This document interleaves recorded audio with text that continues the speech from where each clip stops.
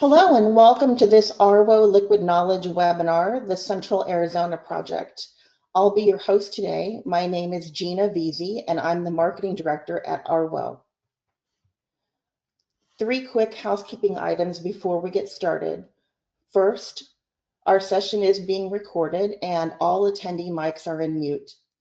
Second, you'll get a link to the replay later today by email, or you can always find it on the brand new fabulous arwo.org website. Finally, we'll have Q&A time at the end of our session, and we ask that you post your questions to the system using the question mark at the top of your screen, and to do it as you have them so we can keep them all organized. We're very happy today to thank our sponsor, CoBank. And CoBank is a great partner to ARWO, just as they are to many of your organizations. And we also wanted to talk a little bit about ARWO before we get started. For those of you who are not familiar with ARWO, it is the voice and knowledge exchange of regional water and wastewater organizations.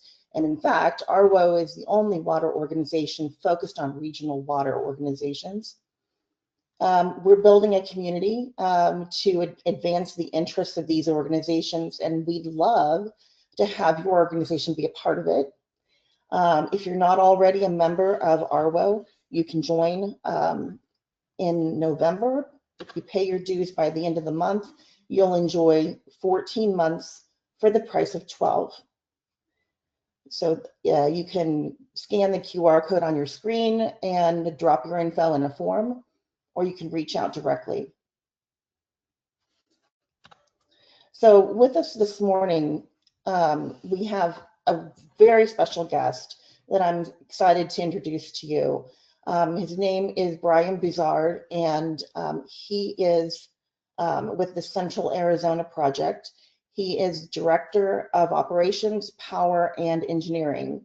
So as you can imagine, he's a very busy guy and is spending about 50 minutes or so with us this morning or this afternoon. And he's here to give us an insider's look at the CAP system. He's been with CAP since 2002 and has held a whole series of leadership roles with them.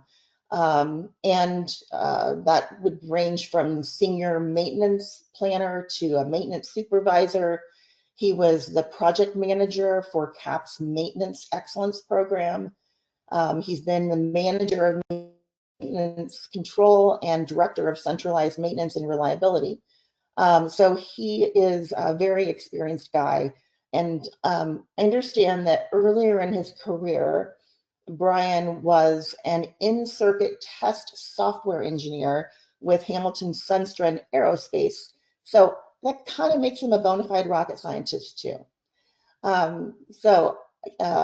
With that, I do want to toss the controls over to Brian to get us started with the presentation. And I'm just doing that now. Let's see.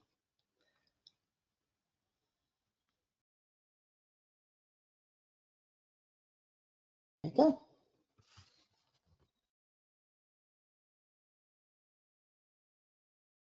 Okay.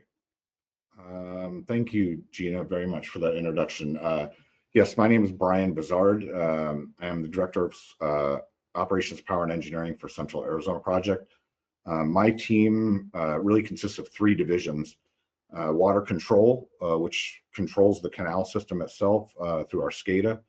They also take water orders and are in charge of managing our recharge facilities and for water quality.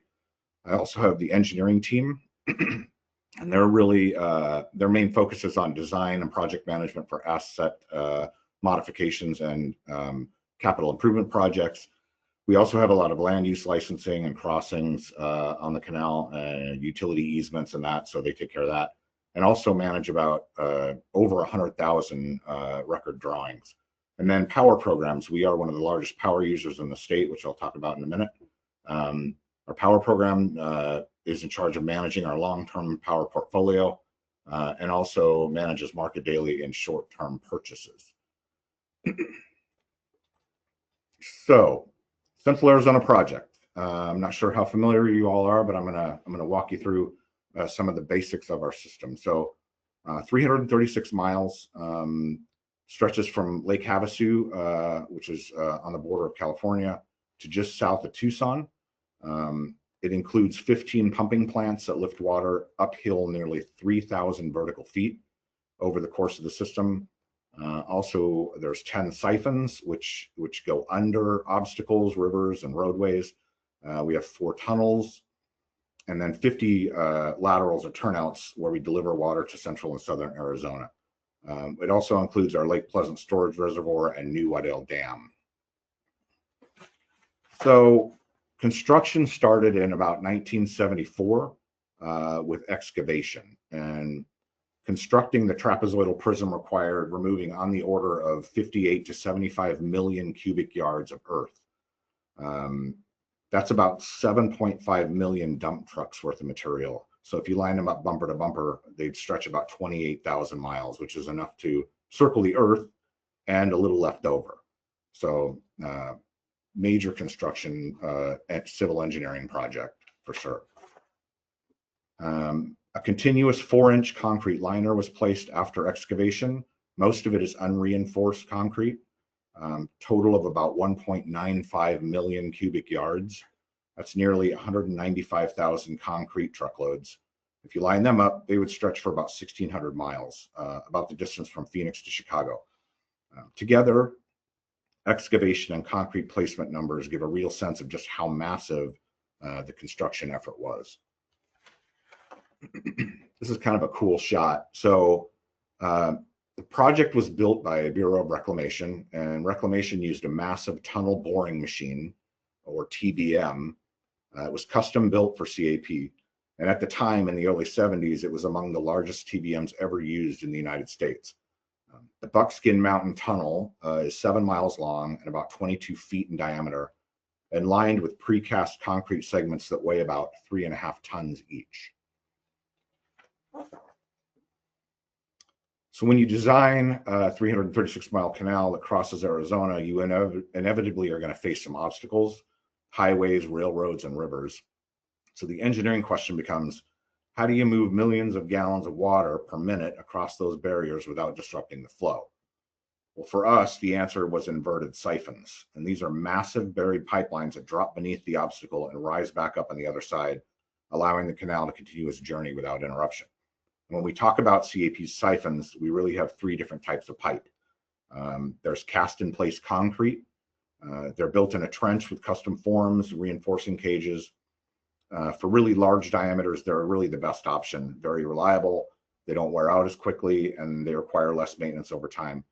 And CAP has 5 of these siphons. Second is steel siphons. The steel is strong, but like any other steel pipeline, it's vulnerable to corrosion. We line them for protection, but even with that, the maintenance is costly.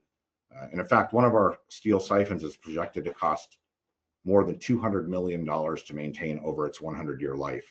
And each repair requires taking it out of service. So that is disruptive to our customers. We have 2 of these, the Agua Fria River siphon and the Salt River siphon. And then finally, we use pre-stressed concrete cylinder pipe, or PCCP. This type uses a concrete core wrapped with high-strength steel wire to add strength. So our siphons don't include the steel cylinder you'd usually find because the pressures are relatively low. And we have some of the largest PCCP pipes in the world. Our Centennial Wash, Jackrabbit Wash, and Hassayampa River siphons are all 21 feet in diameter.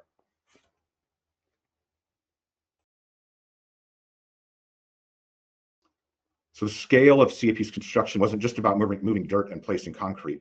It was about solving enormous engineering challenges that still stand the test of time today. With the construction complete, the challenge shifted from building to operating and maintaining reliably day after day, decade after decade. So Our canal has a unique trapezoidal shape that was designed both for efficiency and ease of construction. So the water flows entirely by gravity, but as it moves, it rubs up against the canal's sides and bottoms, and it creates friction that slows the water down. So to keep the water moving smoothly, engineers built the canal with a gentle slope of about 5 inches per mile, just enough tilt for gravity to overcome that friction and keep the flow steady. So the system starts at Lake Havasu with the Mark Wilmer pumping plant. This single facility lifts water 800 feet uphill, and it does that through six 66,000 horsepower pumps. And put that in perspective, the pumps used at Mark Wilmer use about 55% of all of the energy we need to run the entire system.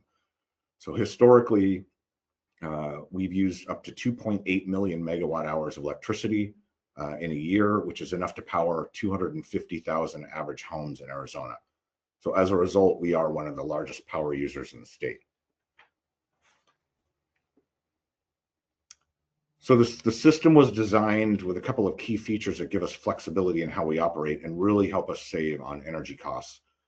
The first is Reach 1, which you can see on the left there, located just downstream from the Mark Wilmer plant. It was built with a larger cross section than the rest of the system, allowing it to store water each day so we can do daily shaping of our power.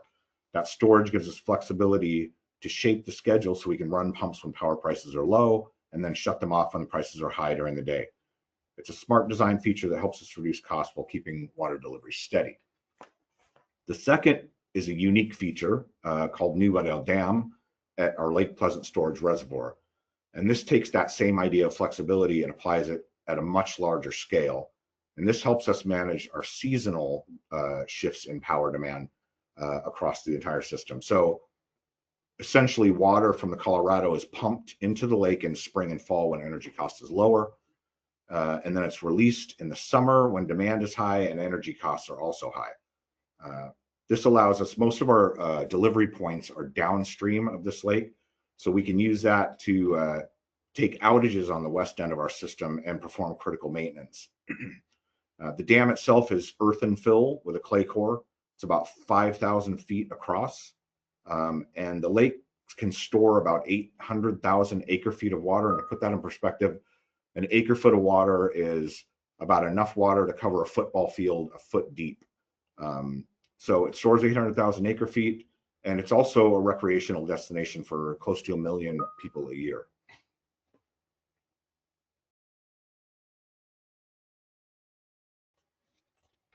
So our service area, so who gets the water? Well, service area is we deliver through the region in central and southern Arizona where 6 million people reside, which is Maricopa, Pinal, and Pima counties.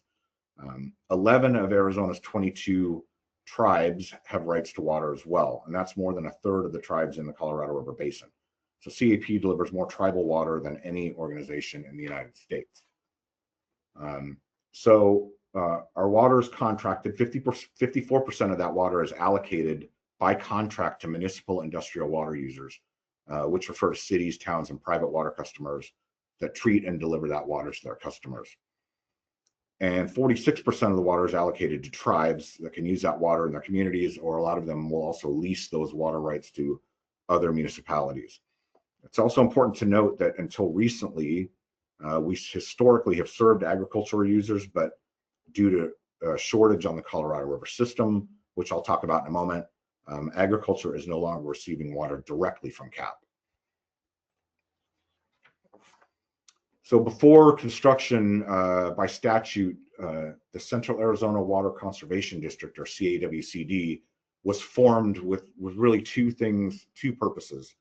One was to repay the federal government for the construction of the CAP, and two was to operate and maintain the facility. And so the project is overseen by a 15-member board that's elected from the 3-county service area, and our directors serve staggered 6-year terms.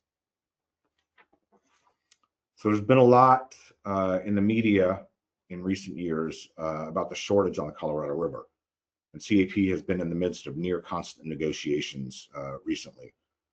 Although those issues are quite complex, I'm going to give you a brief overview kind of regarding where we're at on Colorado River issues, because it's pretty important to us and to our customers. So one of the reasons you've been hearing so much about the Colorado River in the media is in recent years because of the change in the snowpack and runoff cycle. So due to 2+ decades of drought and the effects of climate change, we're dealing with a smaller Colorado River than we were at the beginning of the century. The Colorado River water that makes its way into Arizona depends on the snowpack and runoff in the Rocky Mountains. So over the past several years, we've seen that even in years with a decent snowpack, there's still reduced runoff. And one of the reasons is because the ground has been so dry that the moisture is being absorbed into the soil before making its way into the river. So as a result of this reduced runoff, the Colorado River Basin has been operating under shortage conditions since 2020. And here's how that affects our CAP water users. So the left-hand side depicts Lake Mead. And based on the level of Lake Mead, we are in what's called a Tier 1 shortage. And that basically means Arizona receives a reduction of 512,000 acre-feet to our Colorado River supply. And that is borne entirely by the CAP system.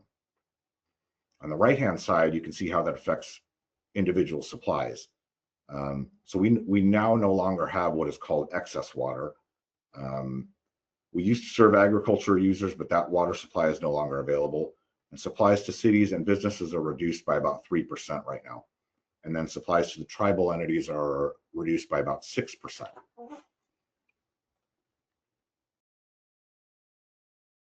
So I'm going to touch briefly on this. It's a pretty complicated subject. It's called Law of the River, and it's really the agreements that make up how the legal framework for how the river is operated. Right now, we're operating under what is known as the 2007 Interim Guidelines, which is overseen by the Bureau of Reclamation. Lower basin operating conditions are based on the level of Lake Mead. So that determines what level of shortage we're in. In 2019, Congress approved the Drought Contingency Plan, which is an overlay to the 2007 guidelines due to the declining health of the river from drought and climate change. So the current guidelines for Colorado River expire in 2026, those 2007 guidelines. So Reclamation has initiated an environmental process to start the ball rolling on new guidelines. And the lower basin states, that's Arizona, California, and Nevada, have developed an alternative that considers the health of all basin reservoirs. So the Arizona Department of Water Resources represents the Arizona and the governor in negotiations on the Colorado River between the 7 basin states, the upper and lower basin. And CAP supports this process by bringing its own policy and legal expertise to the table. To develop Arizona's perspective on what the future Colorado River management might look like, CAP and Department of Water Resources have formed the Arizona Reconsultation Committee, called the ARC, which consists of more than 40 water stakeholders from throughout the state, representing tribes, agriculture, non-government organizations, industries, and legislature. So beyond post-2026 operations, we have other long-term solutions that we're investigating.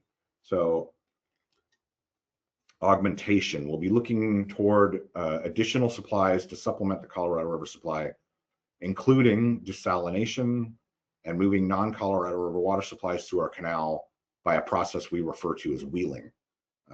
Conservation will continue to treat our water supplies as precious as they are. Examples include studies that may allow agriculture to maintain its yield while using less water. Reuse, we're going to work with the others in the basin, including MWD from California and Southern Nevada Water Authority, in exploring ways to purify and treat wastewater for reuse. We'll focus on efficient ways to recover groundwater that has been stored underground in our aquifers. And these are all things that our communities are working on. And in many ways, CAP supports all of these efforts. A lot of people ask, Phoenix is a rapidly growing, still rapidly growing area. How do we continue to build houses when there's this potential shortage?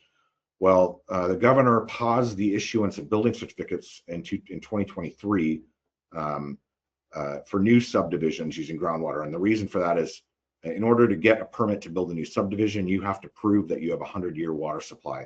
And so we had done some hydraulic modeling, and that showed that that standard of 100 years couldn't be guaranteed in specific areas of the valley. So in June of 2025, the legislature and the governor negotiated a bill called Ag to Urban, which incentivizes the conversion of agricultural land for new development. And agriculture typically uses a lot more water per acre than residential uses. This new law will allow for new housing while upholding our assured water supply objectives. And I'm going to pivot and talk a little bit about our asset management program and how we manage this canal. So what exactly is asset management? Well, the International Standards Organization 55,000 defines it as the coordinated activity of an organization to realize value from its assets. And our asset management program builds on the principle by integrating all asset classes really into a unified approach. True asset management excellence requires coordinated efforts really across every department, from operations, maintenance to finance and information management. And each group's success depends on the collaboration. And so we like to use this internal combustion engine graphic to show you that without that timing chain in the front there, none of this would work. So asset management, we kind of equate to the timing chain on an engine.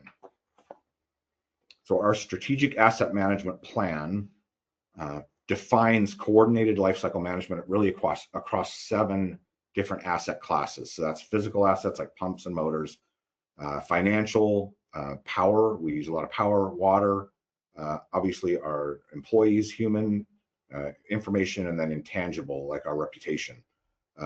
These physical assets include more than 336 miles of canal, our pumping plants, our pump motor units, and thousands of supporting structures, totaling over 2,700 systems with 12,500 assets tracked in our maintenance management system. We categorize these in 3 groups: mechanical, electrical, and civil assets. So our maintenance philosophy has evolved.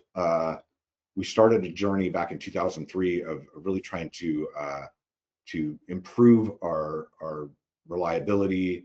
We were a pretty reactive organization, and so we went down a path called maintenance excellence. And our philosophy is pretty simple. It's the right work is done at the right time and for the right reasons. So what does that really mean?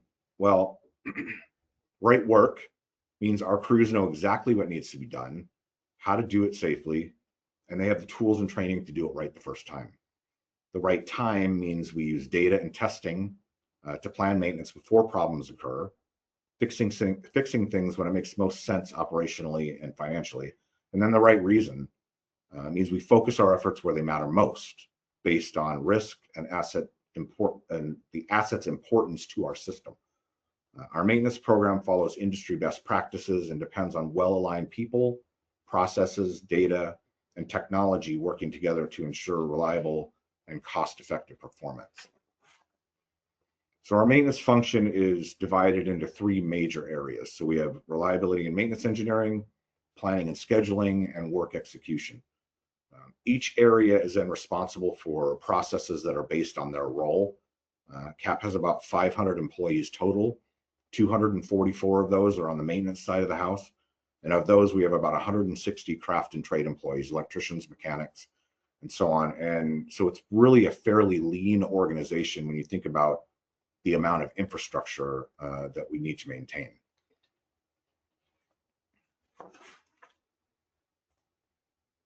So processes are really a core element of asset management at CAP. They define how the work flows within each functional area, clarifying what needs to be done, when, by whom, and why. So most importantly, they establish clear ownership and accountability over every step. And key processes we use for managing our physical assets is planning and scheduling, work identification, long-range work planning, work execution, and a bunch more. So for physical assets, clearly defined procedures and appropriate maintenance frequencies are essential really for reliable performance. We use equipment maintenance plans to guide this effort. So each asset is reviewed, detailed maintenance tasks are documented to support the field craftsmen, and then by following consistent, well-documented procedures, we help ensure our equipment remains reliable and performs as intended.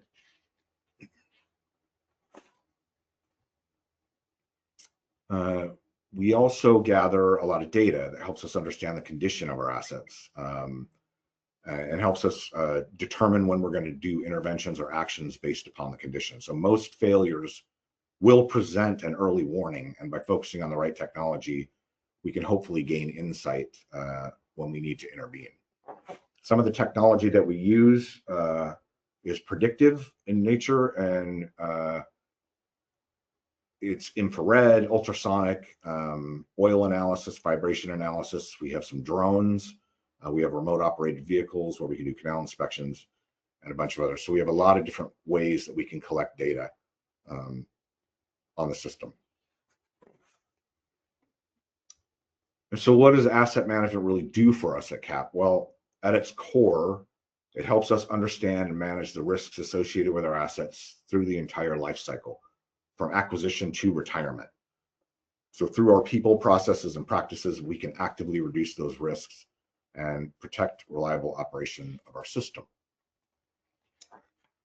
So how do you learn more about us? Well, you can go to knowyourwaternews.com. You can subscribe there.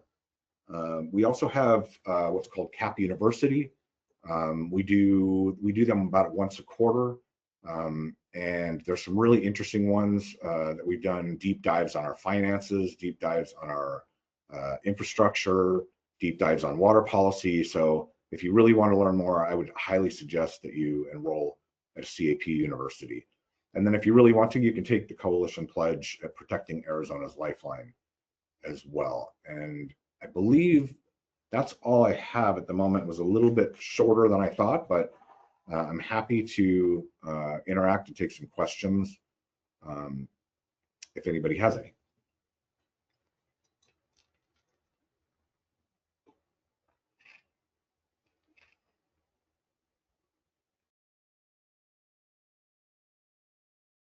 Thank you so much, Brian. That was actually really fascinating. We've all been following the drought situation in recent years on the Colorado River and seeing the bathtub rings inside Lake Mead. And it's so impressive how your organization has been really leading the conservation efforts and other efforts to be good stewards of the groundwater resources there. Kudos to you and your team. I know it's a big task. Yeah, and we can't take all that credit. We've been working really closely with California and Nevada and Mexico as well as the lower basin to try to come up with some solutions. And it's been really challenging, I'm not going to lie. But we have good allies and good partners in the lower basin. Wasn't always that way in the early 70s or even in the 60s before the CAP was authorized. We weren't exactly getting along with California too well. So it's really nice to see that relationship has been mended, and we have come together to really try and make things better. Yeah, that's great. And I mean, it's all in the same spirit as regional water organizations, right?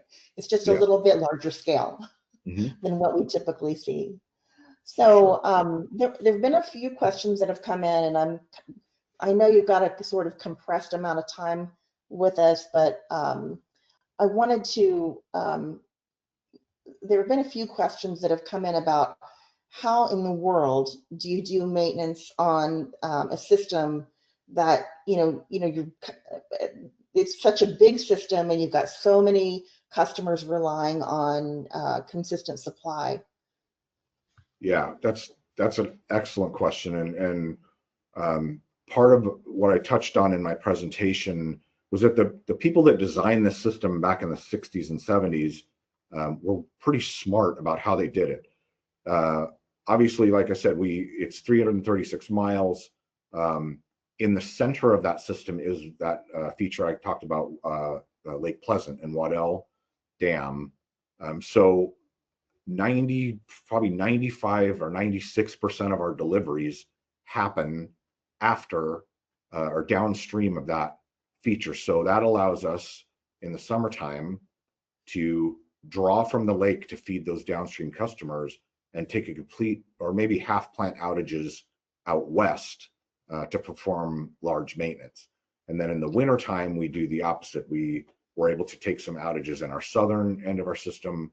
So yeah, it's the other thing to mention as well is most of our facilities, our pumping plants, were designed with dual discharge lines. So that means that we can take half the plant out for maintenance while still pumping in the other side and continuing to flow water. So we have a lot of redundancy in our system. Those 6 giant units out at Mark Wilmer, we generally only are running 2 or 3 of those at a time. So we have a great amount of reliability and redundancy built into the system. So that's an excellent question. It's definitely a process to schedule outages, but we are able to do it. We have storage within each pool. Every 7 miles is called a segment, and we have radial gates where we can actually close that system, that 7-mile part of the system, and then our customers can draw water from the water that's in that pool while we take outages on either other side of the check gate. So very flexible system, and reliability, definitely built for reliability for sure. Okay. So speaking of drought, I know a lot of your situation is obviously weather dependent, and the snowfall that comes in the winter, and blankets, like the Pacific Crest Trail, right? So what's the outlook, and what are you guys planning for right now? Put your meteorologist hat on, I guess, but That's a do you have a crystal ball there? Yeah, that's a really good question. I mean, it's funny because I think it was 2023 we had like a banner year, or 2024, and then this year has been just dismal.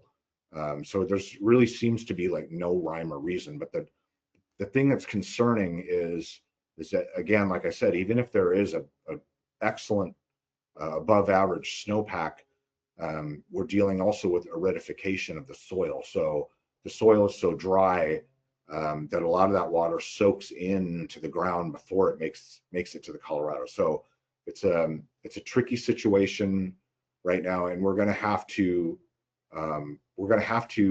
make some sort of decision about how we're going to operate that system that is less water than historically it's ever had.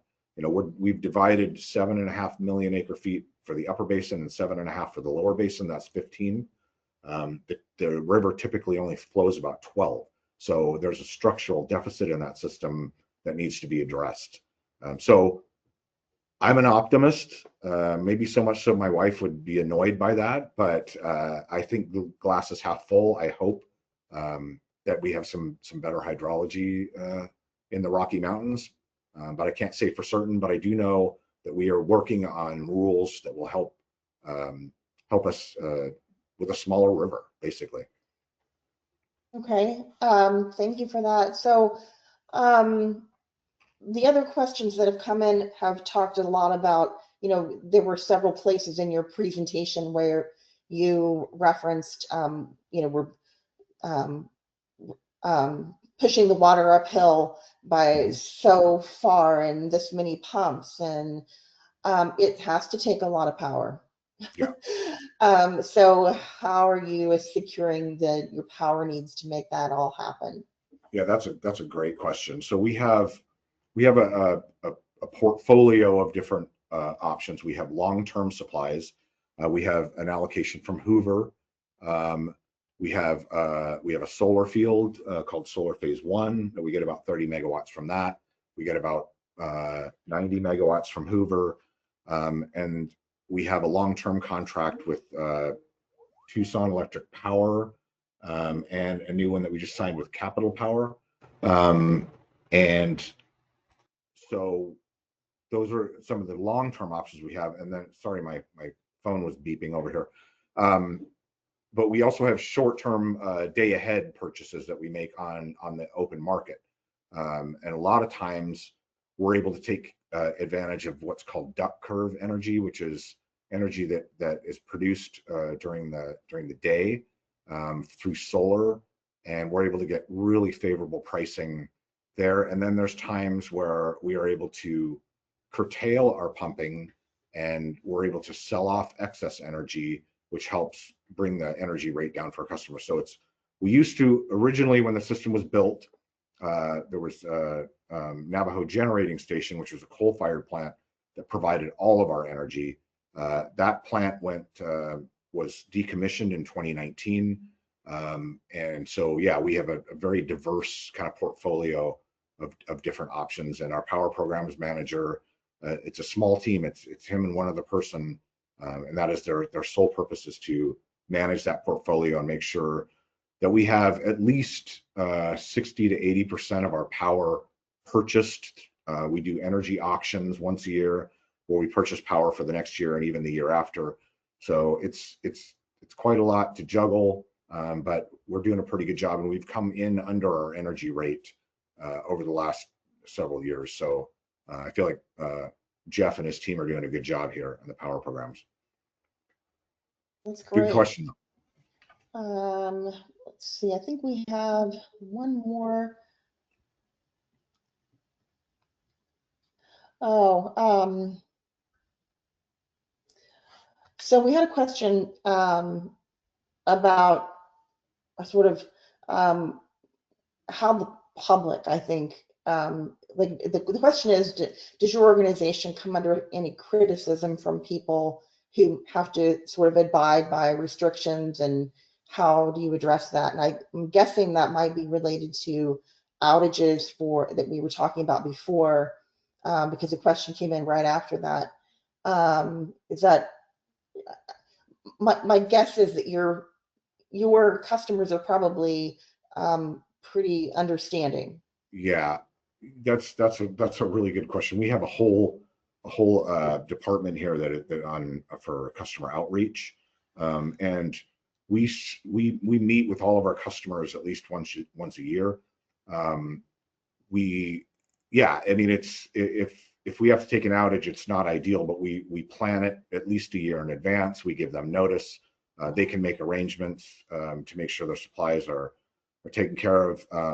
But even in the event of an unplanned outage, which we have occasionally, very rarely, but we do have them, we have a whole system in place for how we might curtail users, starting with lower priority first. And we actually just had an emergency tabletop exercise with all of our customers in section 4 of our canal, where we ran through a scenario of a power outage and kind of help work through how you would manage that and manage the supplies and how quickly you could draw the canal down. So the answer is, yeah, it's not ideal if there's an unplanned outage, and we've had customers that sometimes are not happy, but I think most of them do understand that we're doing the best we can as far as making sure that system's running 24/7 for sure. Well, it's, as you said, it's an incredible engineering feat, and so impressive what your organization is doing. So I have come to the end of our questions, and it is about 20 till 2 on the East Coast, and I know that you need to get moving to another meeting, so I think this is a good place for us to stop. Before everybody takes off, though, I do want to remind you to please, it's taken a lot of effort. We hope that you are visiting and using the all-new ARWO website. A lot of new features, including a complete archive of past webinars, and soon, maybe later today even, this one. So you can read newsletters, you can activate the Problem Solvers Network and get peer-to-peer help with important decisions. It's a really great resource. And so we do hope that you'll check it out. Brian, thank you again. And thank you to all of our participants for being here today. That's all we have for you today, and we hope to see you next time. Thank you so much.